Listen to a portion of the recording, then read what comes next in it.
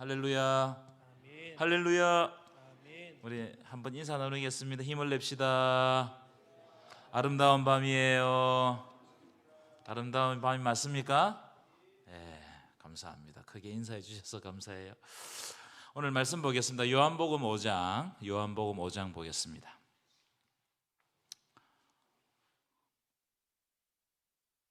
요한복음 5장 1절부터 9절까지 말씀 교독하도록 하겠습니다. 요한복음 5장입니다.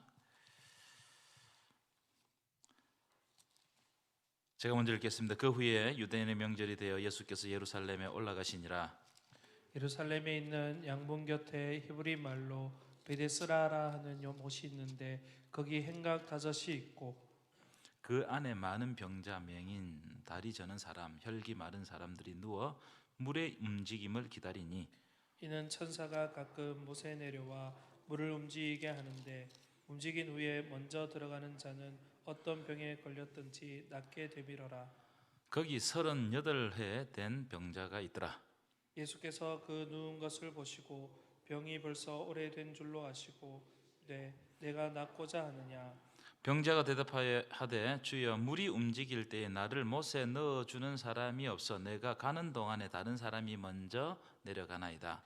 예수께서 이르시되 일어나 내 자리를 들고 걸어가라 하시니 함께 읽겠습니다. 시작. 그 사람이 곧 나아서 자리를 들고 걸어가니라. 아멘. 자, 오늘은 38년 된 병자에 대해서 살펴보도록 하겠습니다. 몇 년 전에 여러분 이런 말이 유행했는데 기억나실지 모르겠어요. 달관 세대라고. 기억나세요? 달관 세대. 아무도 모르시는군요. 다 달관하신 것처럼 오늘 설교를 들으신 것 같은데, 달관 세대. 지금은 잘 안 쓰는 표현인데 몇 년 전만 해도 이런 표현을 많이 썼다고 합니다. 이 달관 세대라는 말은 이런 말입니다. 스트레스 받아가면서 굳이 취업이나 결혼을 하지 않고 그냥 알바하면서 법만큼만 쓰는, 그래서 혼자 사는 그런 사람을 달관 세대라고 하는 거예요. 요즘 젊은이들 가운데 그런 사람들이 많다는 거예요. 그럼 왜 이런 생각을 가지게 되었을까? 그것은 아마 이 사회에 대한 불신, 깊은 절망, 이런 것 때문에 이런 생각을 가지게 되지 않았는가, 그렇게 추측합니다. 특히 여러분 요즘 젊은이들이 취업을 해도, 노력을 많이 해도 잘 안 되죠. 취업이 안 되니까 뭐가 안 되죠? 결혼이 안 되고, 결혼이 안 되니까 자녀를 낳을 수가 있어요. 이게 악순환되는 겁니다. 그래서 달관 세대가 나오기 전에 무슨 세대가 나오는데 쭉 찾아보니까 삼포 세대 아시죠? 삼포 세대가 뭡니까? 연애, 결혼, 출산을 포기한다는 거예요. 연애도 포기하고 결혼도 포기하고, 결혼을 포기하니까 출산도 포기하겠다. 그 다음에 등장한 게 오포 세대입니다. 오포 세대 아세요? 오포 세대. 오포 세대는 삼포에다가 내 집 마련하고 인간관계까지 포기하겠다는 거예요. 그 다음 뭐 쭉 나와요. 7포 세대, 9포 세대. 그러다가 등장한 게 뭐냐면 다포 세대. 다 포기했다. 이게 뭐 내가 할 게 있냐? 다 포기했다. 참 이런 말들은요, 우리 시대의 자화상을 딱 보여주는 것 같습니다. 그렇죠? 진짜 우리 젊은이들이 얼마나 이런 좀 절망적인 상황 가운데 살아가고 있는가를 우리가 딱 알 수 있는 말인데, 그럼 달관 세대가 뭐냐? 다포 세대 나오고 난 다음에 달관 세대가 나왔는데, 달관 세대는 포기하는 것도 달관했다는 거예요. 포기하는 것도 포기했다. 깊은 절망, 여기 패배의식, 이런 것에 빠져 있으면 안 되는데, 어쨌든 사회가 정황상 그렇게 우리 젊은이들을 몰고 가는 것 같아요. 그래서 여러분 기도를 많이 해주셔야 되고, 특별히 옆에 있는 젊은이들을 격려를 많이 해주세요. 이게 다가 아닙니다. 여러분 이 젊은 이 10년, 15년 이 기간이 다가 아니에요. 인생은 깁니다. 하나님께서 어떻게 사용하시고 어떻게 그를 만들어 가실지 몰라요. 그래서 여기만 보지 말고 처음과 끝을 아시는 하나님을 바라보라는 거예요. 자, 오늘 본문에 비슷한 대목이 나오는데 베데스다 연못이 나옵니다. 베데스다. 이 베데스다는 원래 만들어졌을 때는 아주 작은 연못이었던 것 같아요. 한번 보여주실까요? 그림 한번, 사진 한번 보여주실까요? 이제 베데스다 연못 옆에는요, 뭐 많은 행각들이 있고, 그 다음에 뭐 많은 건축물들이 섰습니다. 그런데 원래 연못은 아마 이거였던 것 같아요. 여기 보이시죠? 보이시죠? 이게 아마 연못인데 아주 작은 그런 못이었습니다. 못인데 이 베데스다 이름의 뜻이 뭐냐면은 자비의 집, 뭐 사랑의 집 이런 뜻입니다. 이 베데스다는 집을 의미하는 벳과 그 다음에 사랑을 의미하는 헤세드가 합쳐진 말이에요. 벳헤스다, 벳 이해되시죠, 그죠? 베데스다 이런 합성어입니다. 그래서 자비의 집 또는 사랑의 집이라고 불렀어요. 근데 여기에는 그 당시에 많은 병자들이 모여드는 겁니다. 왜냐하면 전설입니다. 전설. 실제 있었던 일이 아니고 오늘 본문에도 전설을 다루는 거예요. 전설에 의하면 이 베데스다 연못에 천사들이 한 번씩 내려와 가지고 물을 움직여 준다는 거예요. 이런 전설이 있었어요. 그래서 이 베데스다 연못을 뭐라고 해요? 간헐천. 간헐천 아세요? 한 번씩 온천물이 확 쏟아져 나오는 거. 이게 간헐천입니다. 이 간헐천이었다고 추정하는 사람들도 있어요. 근데 이때 물이 확 움직일 때, 온천이 확 이렇게 한번 동할 때, 그때 가장 먼저 들어가는 자가 어떤 병을 가졌든지 고침을 받는다, 이렇게 생각을 했던 거예요. 이 미신에 가까운 전설입니다. 그런데 이 미신을 믿고 사람들이 기다리는 거예요. 여기서 물이 동하는 것을 바라보면서 주목하면서 기다리는 거예요. 자, 오늘 본문 3절 4절 보겠습니다. 3절 4절 3절입니다. 시작. 그 안에 많은 병자, 맹인, 다리 저는 사람, 혈기 마른 사람들이 누워 물의 움직임을 기다리니. 4절입니다. 시작. 이는 천사가 가끔 못에 내려와 물을 움직이게 하는데 움직인 후에 먼저 들어가는 자는 어떤 병에 걸렸든지 낫게 되밀어라. 많은 병자들이 모이는 이유가 있어요. 연못 옆에 있는 행각에 정자에 모여가지고 물이 움직일 것을 기다리면서 이 물을 주시하는 겁니다. 이렇게 기다리다가 물이 움직이는 순간 가장 먼저 들어가면 고침을 받는다는 거예요. 물이 움직이는 순간 들어가면 고침을 받는다는 거예요. 그래서 이들이 계속 뭘 쳐다본다고요? 물의 움직임을 쳐다보는 거예요. 물을 주목하고 있는 거예요. 이 물이 어떻게 움직이느냐. 그래서 여러분 가만히 보시면 이 사람들이, 병자들이 다 모여든 것은 이 물의 움직임을 바라보고 왔기 때문에 물이 움직이는 것을 보면서 희망을 품었을 거예요. 그렇죠? 물이 움직이는 것을 보면서. 그런데 겉으로 볼 때는 그걸 바라보면서 희망을 품는 것 같지만, 그런데 가만히 보면 실제로는 여기는 희망의 장소가 아니고 오히려 절망의 장소다. 절망의 장소. 왜냐하면 물이 언제 움직일지 알아요, 몰라요? 모릅니다. 불확실성. 그럼 물이 움직인다고 해도 가장 들어가지 못하면은 고침을 받지 못하잖아요. 이것도 불확실성이에요. 그러니까요, 이 장소는 희망의 장소가 아니고 어떤 장소라고요? 절망의 장소. 오히려 그게 모여 있는 것이 다 절망을 표시하는 겁니다. 여러분, 물이 움직일 때, 물이 동할 때 가장 빨리 들어갈 정도면요, 그래도 움직일 수 있고 힘이 있는 사람이에요. 그렇겠죠? 제가 얼마 전에 아프리카 선교하고 잠시 들어오신 선교사님하고 이야기를 했는데, 기근이 극심해가지고 기아로 허덕이는 사람들에게 이렇게 구호 물품을 이렇게 받아가지고 나눠준다는 거예요. 나눠주는데 그 구호 물품을 받은 사람들은 그래도 힘이 있고 그나마 건강한 사람들이에요. 왜냐하면 거기까지 걸어서 먹을 걸 받으러 오는 사람이기 때문에 건강해요. 진짜 굶어 죽어가는 사람, 병든 사람들은 바깥 출입을 못하기 때문에 받지도 못하고 그래서 더 고통을 당하다 죽는다 이 말이에요. 오늘 본문하고 비슷해요. 그래서 3절에 나오는 맹인, 저는 사람, 혈기 마른 사람들은 아무리 물이 움직여도 자기 힘으로 들어갈 수 있어요, 없어요? 자기 힘으로 못 들어가는 거예요. 자기 힘으로. 그러니까 그걸 주시하고 있다가 자기 힘으로도 들어가지 못하는 그 장소가 얼마나 절망의 장소냔 말이에요. 자, 그런데 오늘 본문을 보십시다. 오늘 본문에 보면 누가 나오죠? 5절입니다. 5절 함께 읽겠습니다. 시작. 거기 38회 된 병자가 있더라. 몇 년 됐다고요? 무슨 말입니까? 이 사람은 38년 동안 고침을 받기를 원했지만은 고침을 받았단 말이에요, 받지 못했단 말이에요? 받지 못했다. 그 왜 받지 못했을까? 6절 7절입니다. 본문 6절부터 읽겠습니다. 시작. 예수께서 그 누운 것을 보시고 병이 벌써 오랜 줄 아시고 이르시되 네가 낫고자 하느냐. 7절입니다. 시작. 병자가 대답하되 주여, 물이 움직일 때에 나를 물에 넣어주는 사람이 없어 내가 가는 동안에 다른 사람이 먼저 내려가나이다. 이해하셨어요? 6절 보시면 예수께서 그 누운 것을 보시고, 이걸 문법으로 보면요, 38년 된 환자는 지금 누워 있는 상태인데, 이 눕다라는 말을 문법으로 이렇게 풀이를 하면 과거의 어느 시점부터 지금까지 누워 있다 이 말이에요. 과거의 어느 시점부터. 무슨 말이에요? 이 병자는 38년 동안 누워 있는 거야, 누워 있는 거야. 그러면서 매일 와가지고 여기 오는 겁니다. 유대인들은 눕다라는 말과 죽다라는 말을 혼용해서 사용해요. 그래서 오래 누워 있는 사람은 죽은 사람과 똑같이 취급해, 똑같이.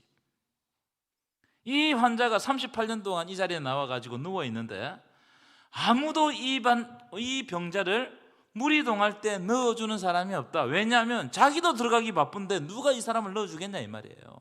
누가? 그러니까 이 자리는 희망의 자리가 아니고 오히려 절망의 자리다. 절망의 자리다. 그래서 지금 모여있는 사람들은, 지금 남아있는 사람들, 지금 병든 사람들은 모든 것을 포기한 다포 세대고 달관 세대다. 제가 그리 생각해요. 다 포기했어. 그럼 그저 그냥 물만 바라보고 있는 거예요, 물만. 여러분, 연못만 바라본다고 구원받는 게 아니다 말이에요. 오늘 본문이 이야기하는 것은 연못만 바라본다고 구원받는 것이 아니다. 여러분, 이 이야기는요, 그냥 예수님이 오래된 38년 된 환자를 고쳐주셨다, 이 사건이 아닙니다. 이 이야기는 구약의 어떤 특정 사건과 연결되어 있는 이야기예요. 구약의 특정 사건. 그래서 여러분, 성경을 볼 때에 숫자가 나오면은 그 의미를 아주 신중하게 볼 필요가 있어요. 숫자가 딱 나오잖아요. 그럼 이 숫자는 그냥 숫자가 아닙니다. 자, 오늘 본문 보십시오. 이 사람이 병을 얻은 지 몇 년 됐다고요? 몇 년 됐다고요? 38년.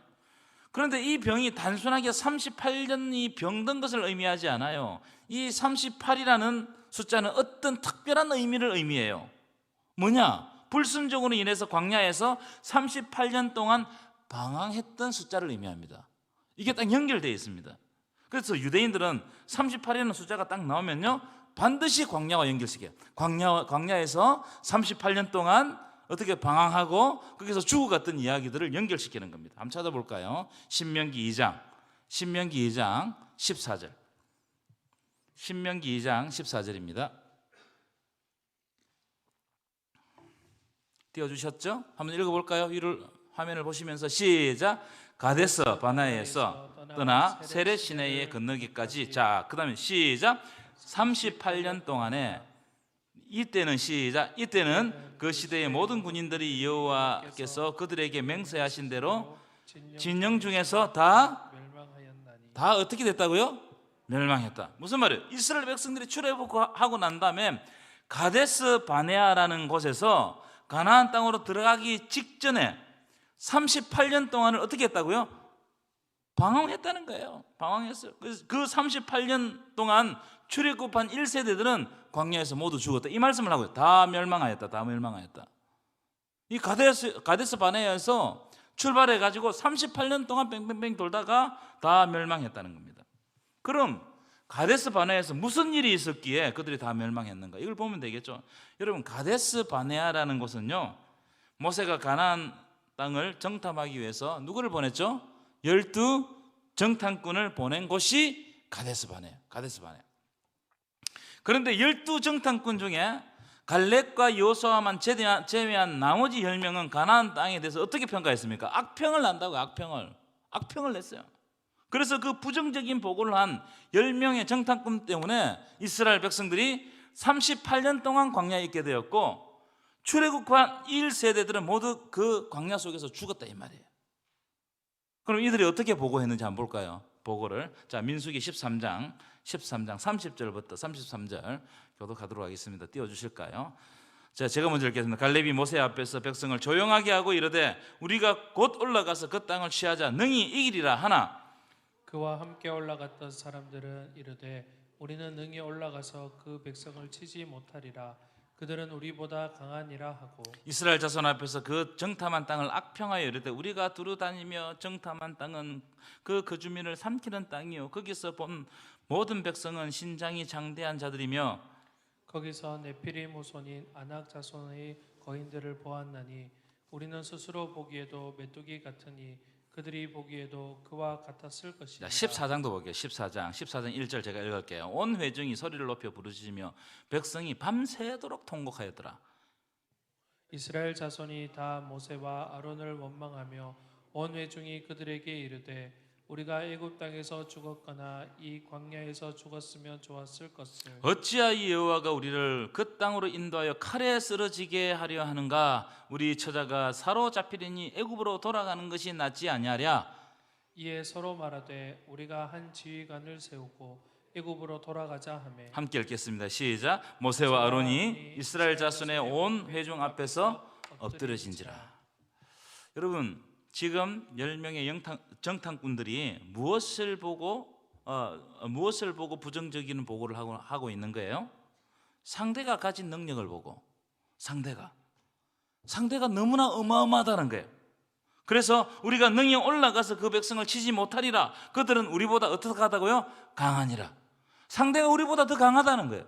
그래서 우리가 어떻게 전쟁하겠냐 이 말이에요. 그 다음 보시면 그 땅은 우리 거주민들을 삼키는 땅이다. 거기서 본 백성들은 신장이 장대한 거인 족속들이다. 네피림의 후예들이다. 우리는 거기에 대하니까 뭐 같다고요? 메뚜기 같다. 메뚜기. 우리는 보잘것없다. 하찮다. 우리가 그들과 싸우면 우리가 어떻게 되겠느냐. 만약에 우리가 그쪽으로 가서 싸운다면 죽을 수밖에 없다. 칼에 망하려고 여호와가 우리를 인도하였도다.